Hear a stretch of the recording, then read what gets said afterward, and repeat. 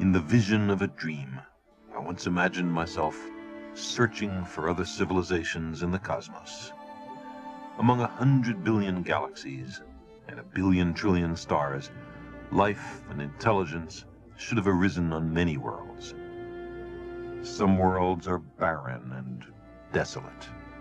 On them, life never began, or may have been extinguished in some cosmic catastrophe. There may be worlds rich in life, but not yet evolved to intelligence and high technology. There may be civilizations that achieve technology and then promptly use it to destroy themselves.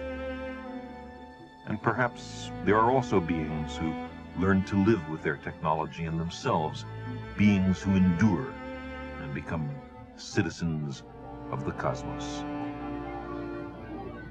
Immersed in these thoughts, I found myself approaching a world that was clearly inhabited, a world I had visited before. I saw a planet encompassed by light and recognized the signature of intelligence. But suddenly, darkness, total and absolute. Their world society had failed. They had made the ultimate mistake. I felt a longing to return to Earth. The television transmissions of Earth rushed past me, expanding away from our planet at the speed of light. There can be no whitewash at the White House. A series of record oil company profits will be filled today. If the serious course of events continued, foreign ministers are at this moment... Oh, please stand by. Stand by. Then, suddenly, silence. Total and absolute. Had we destroyed our home? What had we done to the Earth? There had been many ways for life to perish at our hands. We had poisoned the air and water. We had ravaged the land. Perhaps we had changed the climate. Could it have been a plague or nuclear war? So it was nuclear war, a full nuclear exchange. There would be no more big questions, no more answers. Never again a love or a child. No descendants to remember us and be proud. No more voyages to the stars. No more songs from the Earth.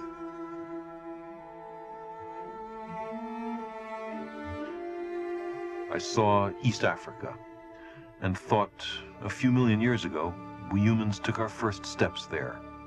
Our brains grew and changed. The old parts began to be guided by the new parts. And this made us human, with compassion and foresight and reason. But instead, we listened to that reptilian voice within us, counseling fear, territoriality, aggression. We accepted the products of science. We rejected its methods. Maybe the reptiles will evolve intelligence once more. Perhaps one day there will be civilizations again on Earth. There will be life. There will be intelligence. But there will be no more humans. Not here, not on 1 billion worlds. Every thinking person fears nuclear war, and every technological nation plans for it. Everyone knows it's madness, and every country has an excuse. The conventional bombs of World War II were called blockbusters. Filled with 20 tons of TNT, they could destroy a city block. All the bombs dropped on all the cities of World War II amounted to some 2 million tons of TNT, 2 megatons. Coventry and Rotterdam, Dresden and Tokyo, all the death that rained from the skies between 1939 and 1945. 100,000 blockbusters, 2 megatons. Today, 2 megatons is the equivalent of a single thermonuclear bomb, one bomb with the destructive force of the Second World War. But there are tens of thousands of nuclear weapons. No place on the planet is safe. The energy contained in these weapons, genies of death, patiently awaiting the rubbing of the lamps, totals far more than 10,000 megatons, but with the destruction concentrated efficiently, not over 6 years, but over a few hours. A blockbuster for every family on the planet. A World War II every second for the length of a lazy afternoon.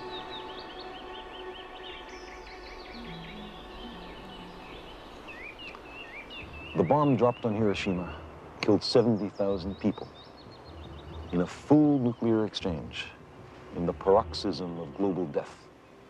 The equivalent of 1 million Hiroshima bombs would be dropped all over the world.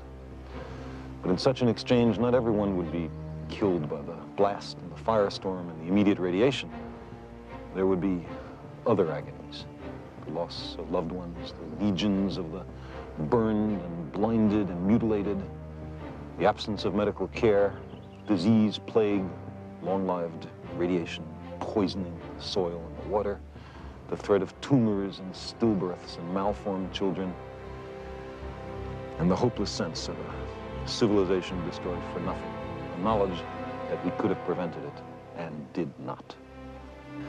And the world impoverishes itself by spending $1 trillion a year on preparations for war, and by employing perhaps half the scientists and high technologists on the planet in military endeavors. How would we explain all this to a dispassionate extraterrestrial observer? What account would we give of our stewardship of the planet Earth? From an extraterrestrial perspective, our global civilization is clearly on the edge of failure in the most important task it faces, preserving the lives and well-being of its citizens and the future habitability of the planet. But if we're willing to live with the growing likelihood of nuclear war, shouldn't we also be willing to explore vigorously every possible means to prevent nuclear war? Shouldn't we consider in every nation major changes in the traditional ways of doing things, a fundamental restructuring of economic, political, social, and religious institutions? We've reached a point where there can be no more special interests or special cases. Nuclear arms threaten every person on the Earth. Fundamental changes in society are sometimes labeled impractical or contrary to human nature, as if nuclear war were practical, or as if there were only one human nature. But fundamental changes can clearly be made. We're surrounded by them. In the last 2 centuries, abject slavery, which was with us for thousands of years, has almost entirely been eliminated in a stirring worldwide revolution. Women, systematically mistreated for millennia, are gradually gaining the political and economic power traditionally denied to them. The old appeals to racial, sexual, and religious chauvinism and to rabid nationalist fervor are beginning not to work. A new consciousness is developing which sees the Earth as a single organism and recognizes that an organism at war with itself is doomed. We are one planet.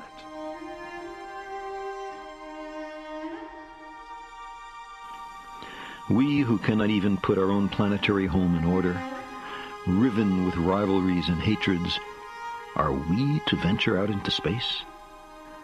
By the time we're ready to settle even the nearest other planetary systems, we will have changed. The simple passage of so many generations will have changed us.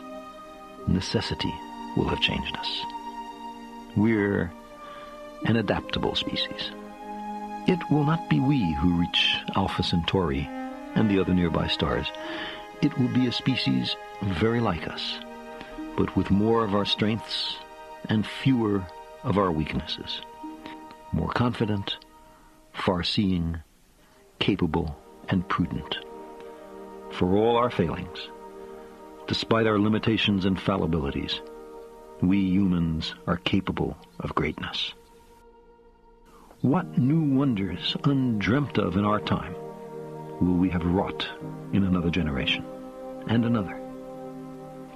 How far will our nomadic species have wandered by the end of the next century and the next millennium? Our remote descendants, safely arrayed on many worlds through the solar system and beyond, will be unified by their common heritage, by their regard for their home planet, and by the knowledge that whatever other life may be, the only humans in all the universe come from Earth. They will gaze up and strain to find the blue dot in their skies. They will marvel at how vulnerable the repository of all our potential once was, how perilous our infancy, how humble our beginnings, how many rivers we had to cross before we found our way.